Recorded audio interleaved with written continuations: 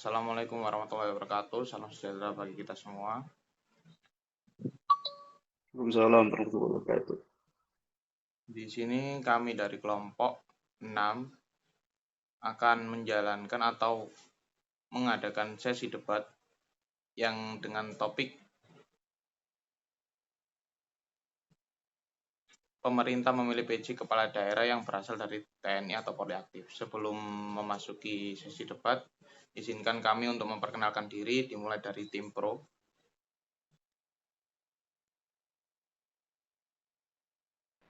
Assalamualaikum warahmatullahi wabarakatuh. Terima kasih untuk kesempatannya kali ini. Perkenalkan, nama saya Azhara Kena Nabila dari Program Studi Hubungan Internasional, nomor NPM 22044010089 dari kelompok Pro. Perkenalkan, nama saya Nadira Natania Munzir dari Fakultas Hukum dengan NPM 22071075. Perkenalkan, nama saya Satria Aprilian Eka Wibawa dari Fakultas Hukum NPM 220710101013. Perkenalkan, nama saya Bima Alif Saputra dari Program Studi Hukum dengan nomor NPM 220710101007. Ya, perkenalkan, nama saya Muhammad Dika Waruna Putra dengan NPM 2207101101022 dari Fakultas Hukum. Saya dari kelompok kontra. Perkenalkan, nama saya Febet Samuel Ginting dengan NPM 220710101347 dari Fakultas Hukum sebagai kelompok kontra. Perkenalkan, nama saya Muhammad Isnan dengan NPM 220811101007 dari Prodi Informatika dari kelompok kontra. Perkenalkan, nama saya Eka Firmansyah, biasa dipanggil Egar dengan NPM 220810010012 dari Prodi Informatika dari kelompok 2. Oke, Dari kelompok kontra. Oke, perkenalkan, nama saya Muhammad Abis Harafi dengan NPM 2208101131 dengan dari Prodi Informatika. Baik, sekiranya sudah memperkenalkan diri semua, kita kembali ke topik awal, yaitu pemerintah memilih PJ daerah dari TNI atau Polri aktif.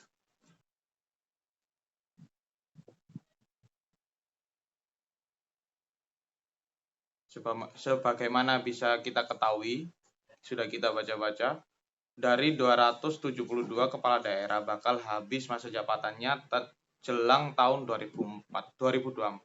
Jumlah tersebut terdiri dari 24 gubernur dan 248 bupati atau wali kota.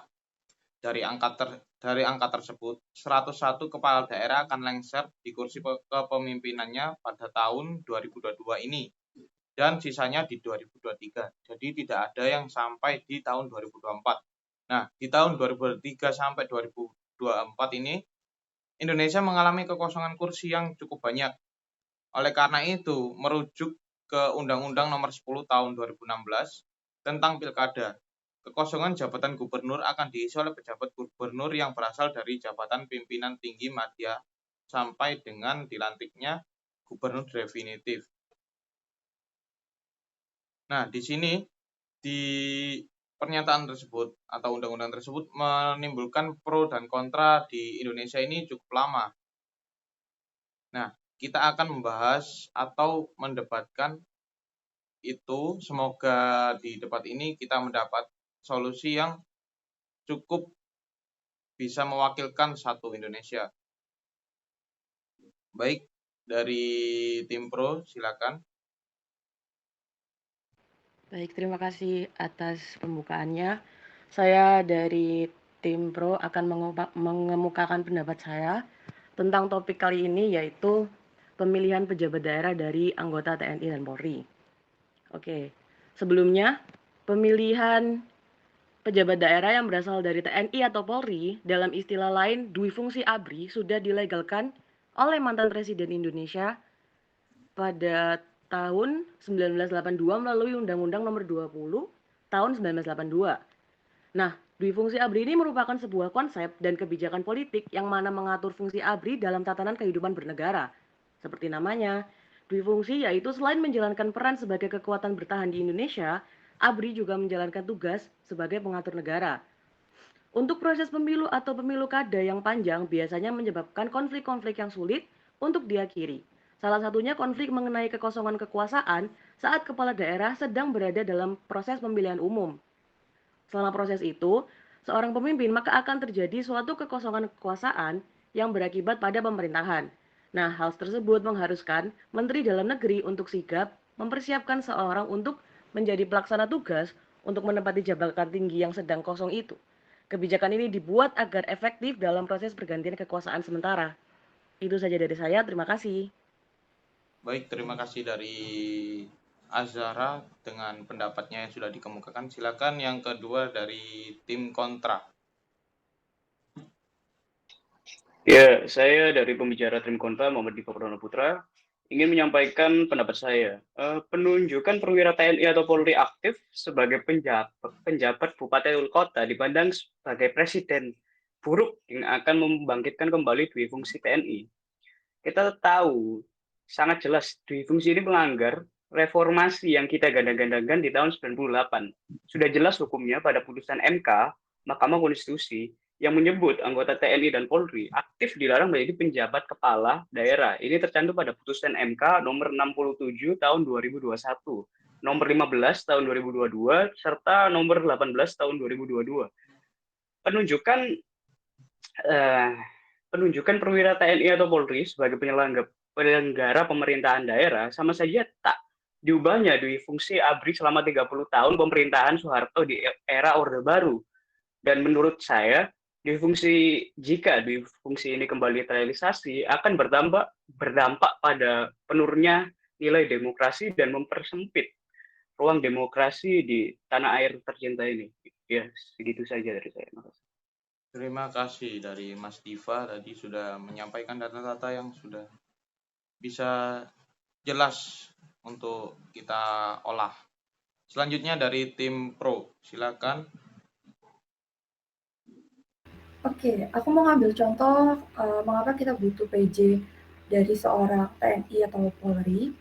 Kita ambil contoh ini di daerah Papua, kenapa membutuhkan PJ berlatar belakang penegak hukum seperti TNI atau Polri, dikarenakan daerah di sana masih rawan akan tindakan kriminal seperti perang antar suku, yaitu suku Moni dan suku Dani yang meributkan wilayah di daerah Jayanti. Maka dengan ini kita membutuhkan PJ yang berlatar belakang TNI dan Polri. Merujuk pada Undang-Undang Nomor 10 Tahun 2016 tentang Pilkada kekosongan jabatan gubernur yang akan diisi oleh pejabat gubernur yang berasal dari jabatan pimpinan tinggi media sampai dengan dilantiknya gubernur definitif. Sementara untuk mengisi kekosongan jabatan bupati atau wali kota, diangkat pejabat bupati atau wali kota dari pimpinan tinggi pratama sampai dengan pelantikan bupati dan wali kota. Salah satu contohnya adalah Paulus Walter Pau, merupakan perwira bintang 3 Polri, ditunjuk sebagai PJ Gubernur Papua Barat untuk menggantikan Domingos Mandacan. Paulus dilantik sebagai PJ oleh Menteri Dalam Negeri Tito Karnavian pada 12 Mei 2022. Kenapa Pak Paulus diangkat menjadi PJ? Karena Pak Paulus sudah paham betul tentang keadaan di daerah Papua. Dilihat dari latar belakang beliau semasa menjabat menjadi Kepala Kepolisian Daerah atau Kapolda Papua dengan pangkat Inspektur Jenderal. Undang-Undang Nomor 5 Tahun 2014 tentang ASN, Pasal 20 Ayat 1, UU ini menjelaskan jabatan ASN diisi dari pegawai ASN, lalu pada ayat selanjutnya dijelaskan jabatan ASN tertentu dapat diisi oleh pejabat TNI dan anggota Polri. Lalu pada ayat 3 dijelaskan pengisian jabatan ASN tertentu yang berasal dari prajurit TNI atau anggota Polri dilaksanakan pada instansi pusat sebagai diatur dalam UU tentang TNI dan UU tentang Polri. Selain itu, Pasal 109 Ayat 1 UU menyatakan jabatan pimpinan tinggi utama dan media tertentu dapat berasal dari kalangan non-PNS dengan persetujuan Presiden secara terbuka dan kompetitif, serta ditetapkan dalam keputusan Presiden.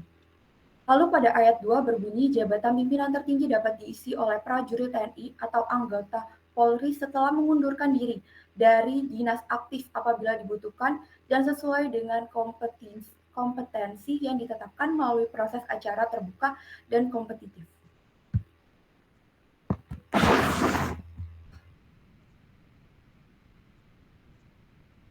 Baik, terima kasih dari Mbak Nadira sudah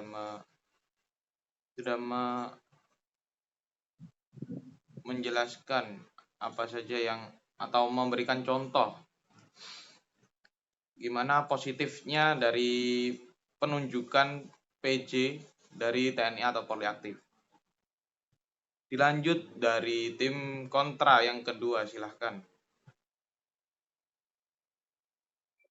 Oke, saya sebagai pembicara dua tim kontra akan menyampaikan pendapat saya. Penunjukan TNI atau Polri aktif sebagai penjabat kepala daerah harus segera dihentikan karena hal itu melanggar aturan terkait tugas dan fungsi pokok jabatan.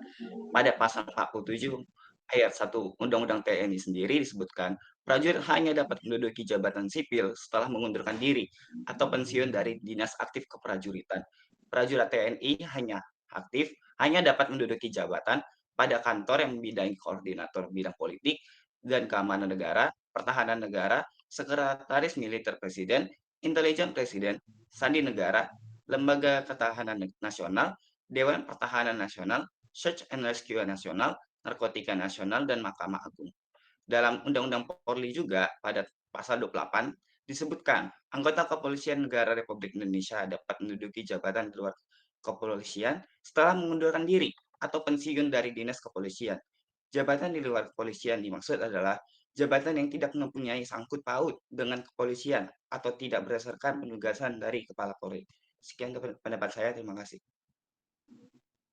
Terima kasih Mas Wilbert dengan pendapatnya yang sudah diucapkan di forum ini.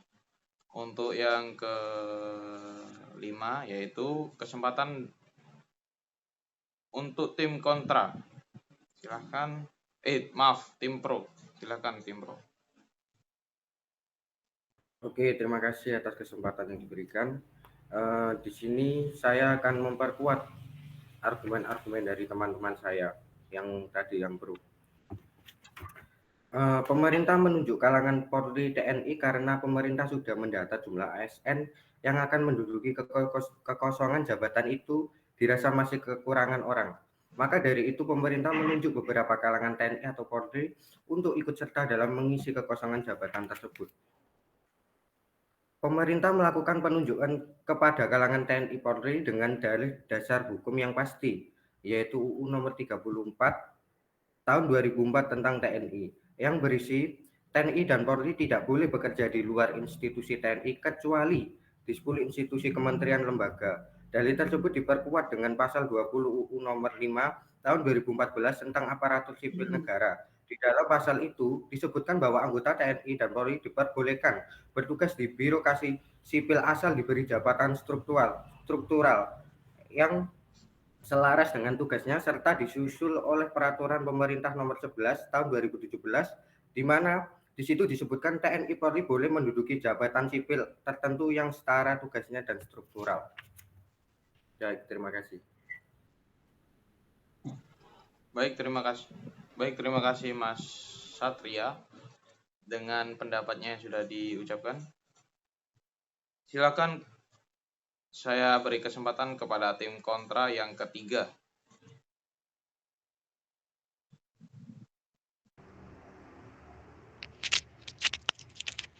Ya, baik. Terima kasih atas kesempatan yang diberikan. Saya selaku pembicara 3 tim kontra, kurang sepemikiran dengan pendapat tim pro dan saya akan menyanggahnya.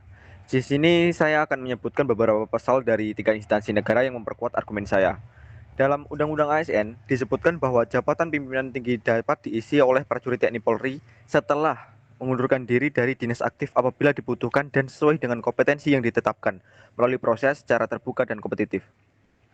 Selanjutnya, UU Polri. Perwira Polri akan ditempatkan pada jabatan PLT, Kepala Daerah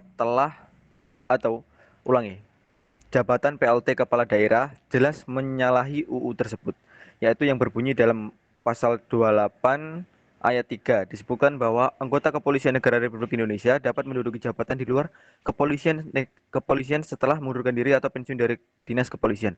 Begitupun dalam UU Nomor 34 tahun 2024.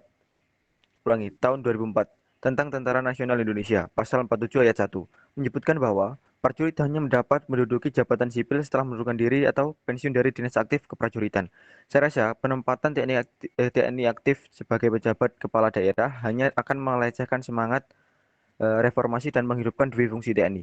TNI Polri dipersenjatai untuk menjaga pertahanan dan keamanan negara. Jadi sudah jelas tidak sesuai fungsinya. Jadi dari setiap instansi pun sudah memiliki pasal yang cukup jelas atas putusan pemerintah tersebut dan tidak seharusnya putusan tersebut disahkan dan membuat tiap-tiap pasal dari tiap-tiap instansi tersebut atau terlarang atau terlanggar. Terima kasih. Baik, terima kasih Isnan atas pendapatnya. Untuk yang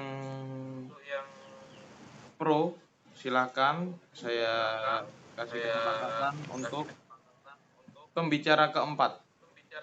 Silakan, tim pro. Oke, di sini saya dari tim pro pembicara terakhir, saya akan memperkuat argumen tim pro. Undang-Undang Pilkada menyebutkan kriteria PJ Gubernur adalah JBT Madya dan PJ Bupati atau Wali Kota adalah JBT Pratama.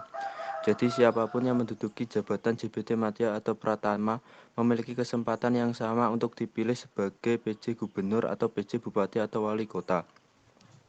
Undang-Undang Nomor 5 Tahun 2014 tentang Aparatur Sipil Negara, Pasal 20 mengatur anggota TNI dan Polri boleh menduduki jabatan ASN. Pengisian jabatan ASN oleh anggota TNI atau Polri diatur dalam Undang-Undang tentang Tentara Nasional Indonesia dan Undang-Undang tentang Kepolisian Negara Republik Indonesia.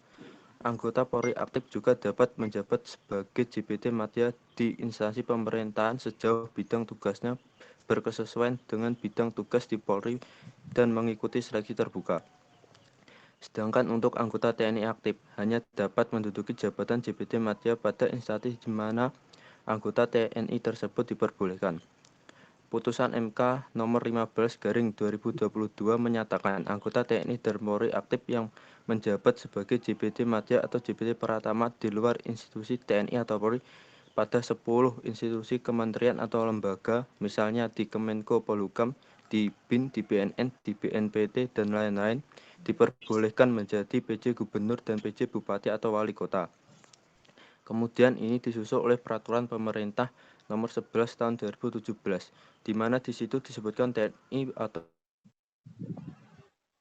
Polri boleh menduduki jabatan sipil tertentu dan diberi jabatan struktural yang setara.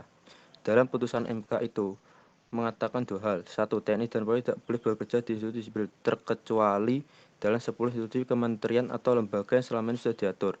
Lalu kata MK, sepanjang anggota TNI dan Polri itu sudah diberi jabatan tinggi Madya atau Pratama boleh menjadi pejabat kepala daerah. Itu sudah putusan MK nomor 15/2022.